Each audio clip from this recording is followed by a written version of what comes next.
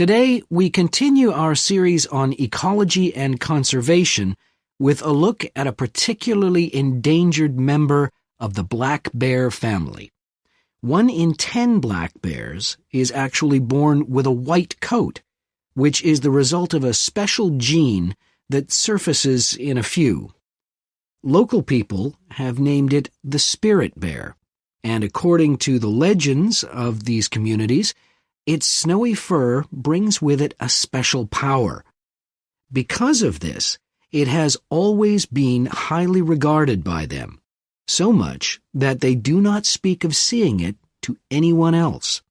It is their way of protecting it when strangers visit the area. The white bear's habitat is quite interesting. The bear's strong relationship with the old-growth rainforest is a complex one. The white bear relies on the huge, centuries-old trees in the forest in many ways. For example, the old-growth trees have extremely long roots that help prevent erosion of the soil along the banks of the many fish streams.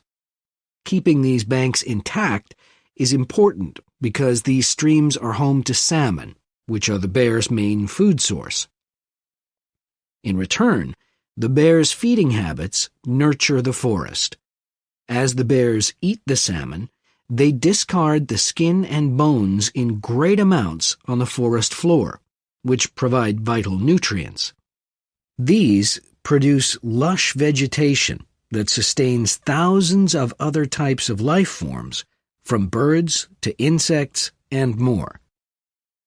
Today, the spirit bear lives off the coast of the province of British Columbia on a few islands. There is great concern for their survival, since it is estimated that less than 200 of these white bears remain. The best way to protect them is to make every effort to preserve the delicate balance of their forest environment. In other words, their ecosystem.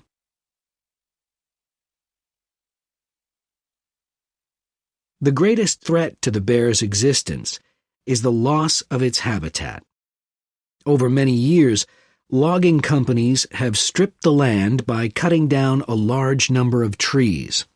In addition, they have built roads which have fractured the areas where the bear usually feeds, and many hibernation sites have also been lost. The logging of the trees along the streams has damaged the places where the bears fish. To make matters worse, the number of salmon in those streams is declining because there is no legal limit on fishing at the moment. All these influences have a negative impact on the spirit bear's very existence, which is made all the more fragile by the fact that reproduction among these bears has always been disappointingly low. And so, what's the situation going forward? Community organizations, environmental groups, and the British Columbia government are now working together on the problem. The government is now requiring logging companies to adopt a better logging method, which is a positive step. However, these measures alone may not be sufficient to ensure a healthy population of the spirit bear in the future. Other steps also need to be taken. While it is important to maintain the spirit bear's habitat, there also needs to be more emphasis on its expansion.